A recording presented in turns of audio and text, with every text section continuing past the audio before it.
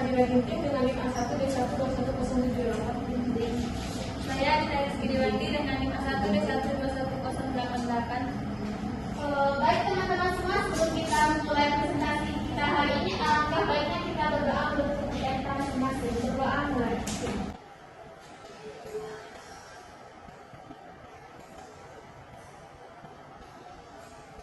Berdoa selesai. Untuk penyampaian materi pertama akan disampaikan oleh Veronica. Kepada Veronica, saya persilakan.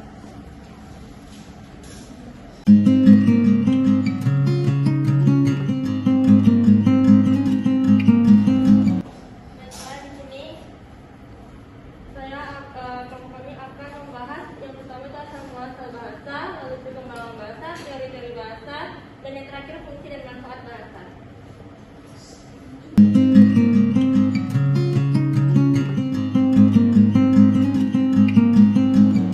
Kita mulai yang pertama yaitu asal usul bahasa. Bahasa diciptakan oleh semua orang. Evolusi bahasa terbentuk dari 10.000 sebelum Masehi. Zaman dahulu saat manusia menjelajahi bumi, suku-suku berpindah tempat ke tempat tinggal yang baru karena lelah lama tidak saling berkomunikasi. Seiring waktu aksen mereka sudah mulai berubah, lama-lama bahasa baru mulai terbentuk. Bahasa bukan muncul begitu saja, akan tetapi bahasa diciptakan atau dibuat oleh manusia. Menurut Noam Chomsky, bahasa lahir pada tahun 60.000 sampai 100.000 tahun yang lalu di Afrika. Sebuah penelitian terbaru mengatakan bahwa bahasa di dunia berevolusi dari bahasa prasejarah yang pertama kali digunakan di Afrika puluhan ribu tahun yang lalu. Dan bahasa Sunda itu menyebar ke seluruh dunia bersamaan dengan migrasi leluhur kita. Mereka meninggalkan Afrika 10.000 tahun yang lalu. Bahasa Indonesia terlahir dari cabang yang sama dengan bahasa-bahasa dari negara tetangga, dan bahasa Inggris mempunyai akar yang sama dengan bahasa-bahasa Eropa lainnya.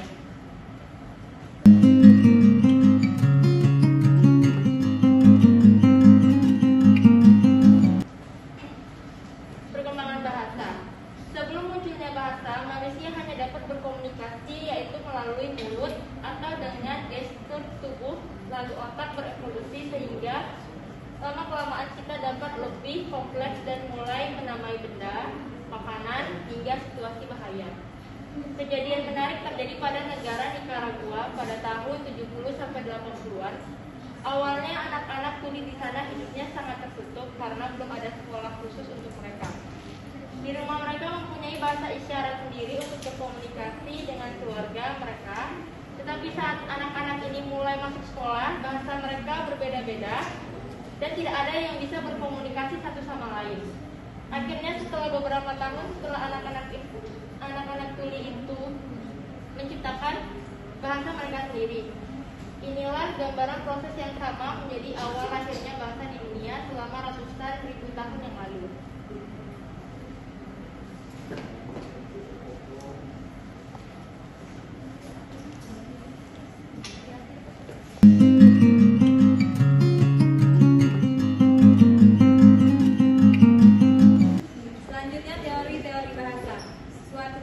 Satu teori menyebutkan bahwa hominid berekspresi dengan mengendus, berteriak, dan menangis.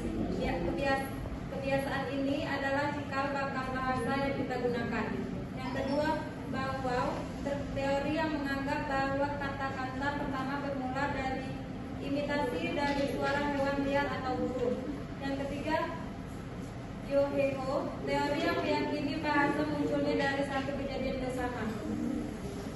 Yang keempat, bahasa dimulai dari bahasa isyarat sederhana, lalu kemudian ditambahkan vokal, lalu digambarkan dengan simbol dan menjelma menjadi ciri khas atau tradisi. Yang kelima, Po'o, teori yang menganggap kata-kata pertama berasal dari respon suara terhadap rasa sakit, takut, maupun kaget. Yang terakhir, Lala, teori yang meyakini bahasa berasal dari suara mulut saat sedang merasakan sensasi bermain atau bermusik.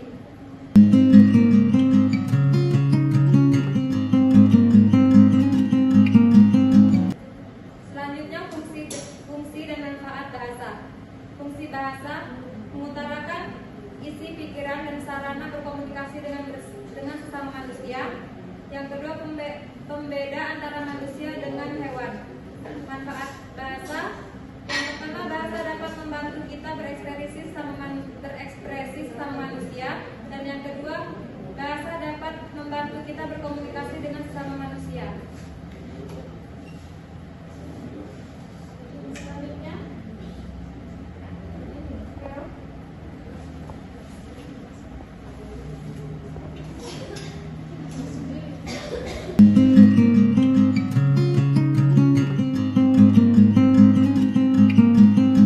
Di sini saya akan menjelaskan konsep yang telah kelompok kami buat. Jadi sini bahasa itu diciptakan oleh manusia. Terus ini ada teori menurut beberapa ahli, yaitu ada teori Bau-Bau, teori Puput, teori Yohiho, baru teori Lala.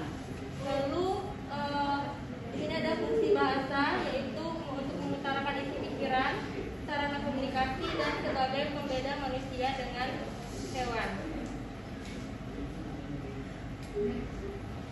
Lalu bahasa terbentuk dari 10.000 tahun sebelum Masehi, saat Indonesia mulai menjelajahi bumi. Suku-suku berpindah ke tempat yang baru. Lalu seiring waktu mulai berubah, lama-lama bahasa mulai terbentuk.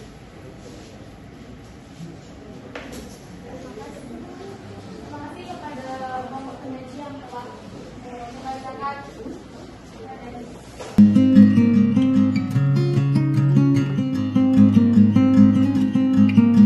Selanjutnya kita masuk pada sesi tanya jawab. Adakah dari teman-teman semuanya yang tidak mengerti materi hari ini? Atau adakah teman-teman yang bertanya mengenai materi hari ini? Silakan Chandra Wijayanti. Baik, terima kasih Magda atas kesempatannya. Saya Chandra Wijayanti ingin bertanya. Pada kali ini kita belajar tentang solusi bahasa, bagaimana bahasa diciptakan dan sebagainya. Pada poin ini saya ingin bertanya, apakah proses pada saat penanaman bahasa benar berlangsung lama?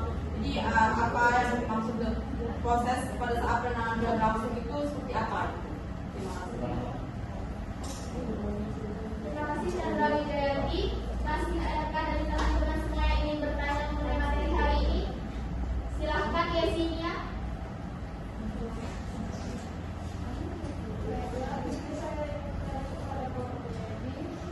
Mengapa bangsa di sekitar dunia itu berbeda-beda?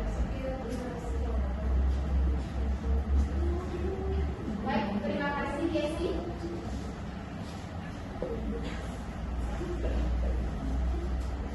Masih adakah dari teman-teman semua yang ingin bertanya? Silahkan Oke. Terima kasih kesempatannya kelompok penyanyi. Perkenalkan saya Nabila Delia dengan tema pemahaman bahasa. Saya ingin bertanya tentang dari banyaknya macam-macam bahasa di dunia, apa sih yang menyebabkan faktor-faktor bahasa itu bisa berubah-ubah? Terima kasih. Mungkin untuk pertanyaan teman-teman pada saat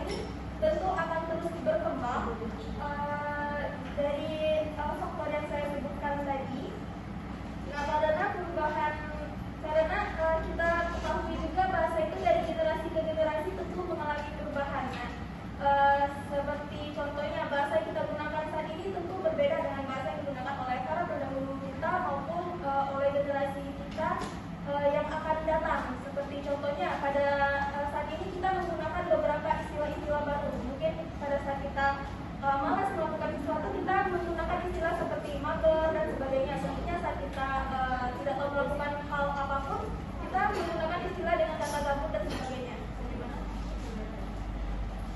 Baik, terima kasih kepada saudari Akuni. Adakah dari teman-teman semua yang ingin menambah dan menanggapi jawaban dari Akuni? Baik, kami kembalikan kepada saudari Mafid. Apakah saudari Mafid menerima jawaban dari merasa puas dengan jawaban dari Akuni? Baiklah, terima kasih kalau menyanyi. Saya rasa jawabannya cukup menarik. Terima kasih.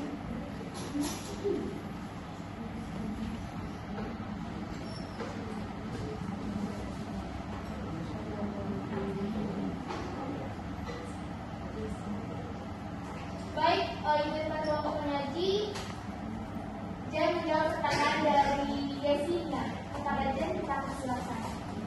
Saya menjawab pertanyaan dari Yesi. Pertanyaannya yaitu kenapa bahasa di setiap negara itu berbeda-beda.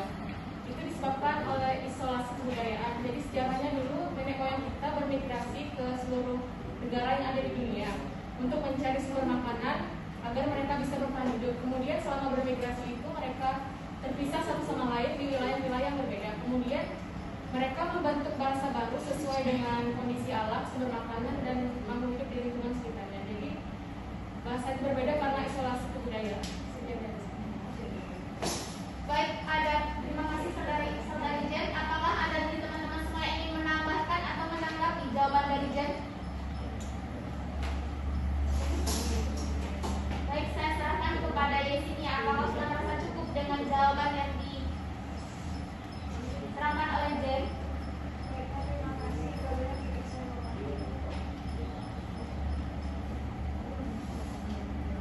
Selanjutnya untuk pertanyaan terakhir akan dijawab oleh Sabrina.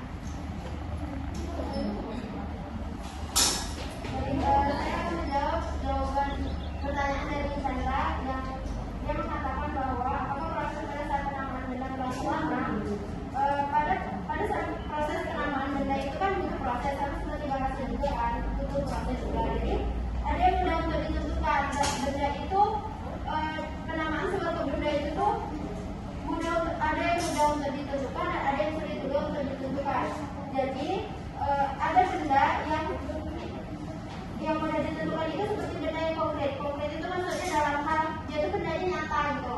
Terus pada zaman dahulu manusia itu menamai sebuah benda itu dari bunyinya.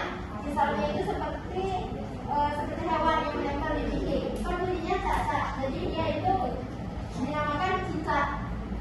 Terus ada juga yang sudah ditentukan. Ini seperti kata dari atau kalimat terbaca pada pengertian misalnya kata demokrasi. Ya, Terima kasih saudari Sabrina. Adakah teman-teman semua yang menambahkan jawaban dari Sabrina? Kelompok penyanyi yang lainnya? Veronica? Akuni? Teman-teman? Chandra? Baik, saya kembalikan ke Chandra. Apakah sudah merasa puas dengan jawaban Sabrina atau ingin menambahkan? Baik, terima kasih pada Pak Jadi. Saya rasa saya cukup memahami mengapa bagaimana asal penyebutan mengapa benda yang disebut dengan meja, mengapa benda yang disebut dengan kursi, karena tadi sudah dijelaskan oleh Bapak Penyaji. Misalnya hewan tadi cicak aman dengan suaranya, makanya dia disebut dengan cicak. Terima kasih. Saya memahami kepada kamu. Baik, terima kasih Chandra. Demikianlah diskusi pertemuan kita hari ini, diskusi kelompok 4. Mari kita mengucapkan alhamdulillah.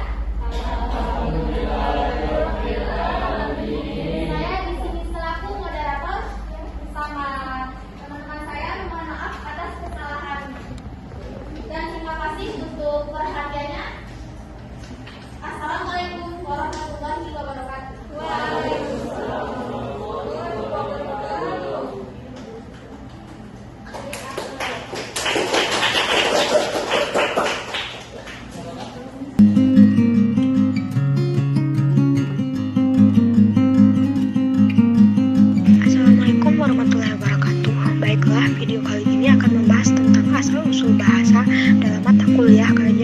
kebahasaan dengan dosen penggampu Bapak Dr. Andes Eko Kuntarto MPD MKomHeng dan Ibu Silvina Novianti SPD MPD dengan anggota kelompok Jan Fadila Berginting dengan NIM A1D1211078, Hidayatul Sani Sabrina A1D121099, Anesta Rahayu A1D121077, Dinda Rizky Diwanti A1D121088, Nur Salim A1D121094, Veronica Meyora Sibagaria A1D121091, Effendi Kurnia Mursyida A1D121080 dan Hilma Hidayati Fitres dengan NIM A1D121098. Pembahasan 1. Asal-muasal bahasa 2. Teori-teori bahasa 3. Perkembangan bahasa 4. Fungsi dan manfaat bahasa. Selanjutnya, asal-usul bahasa. Tanpa disadari, bahasa diciptakan oleh semua orang. Ibarat evolusi, bahasa terbentuk dari 10.000 tahun sebelum Masehi. Zaman dahulu, saat manusia menjelajahi bumi, suku-suku berpindah tempat ke tempat tinggal yang baru. Karena telah lama tidak saling berkomunikasi, seiring waktu, aksen mereka sudah mulai berubah. Lama-kelamaan, bahasa baru mulai terbentuk. Bahasa bukan muncul begitu saja, akan tetapi bahasa diciptakan atau dibuat oleh manusia. Menurut Noam Chomsky, bahasa lahir pada 60.000 sampai 100.000 tahun yang lalu di Afrika.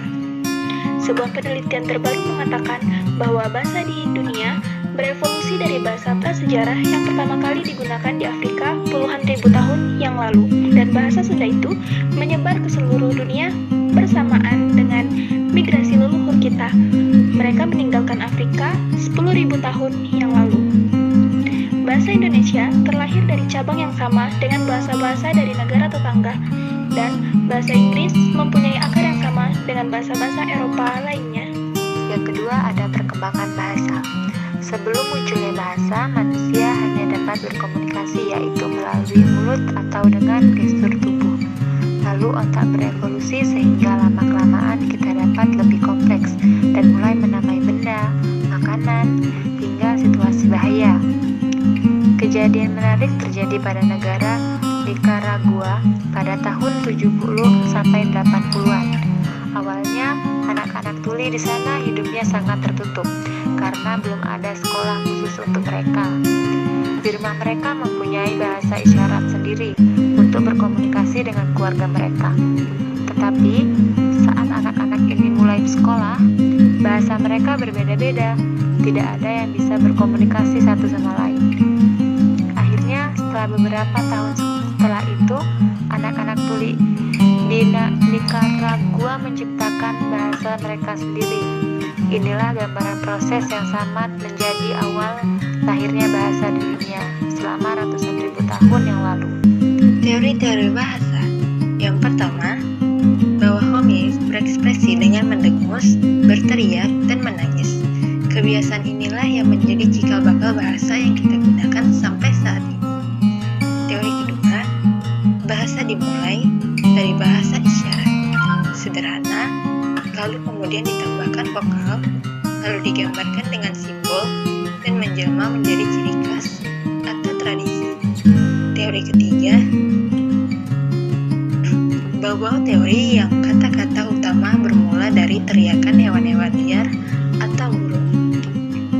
Selanjutnya teori ketiga, yaitu teori Poh-Poh, yang menganggap kata-kata pertama berasal dari respon rasa suara dan rasa sakit, takut, maupun kaget.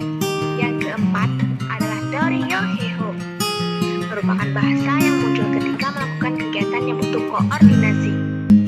Dan terakhir, teori kelima adalah teori Lala, yang meyakini bahasa berasal dari mulut saat sedang merasakan sensasi bermain atau bermusik.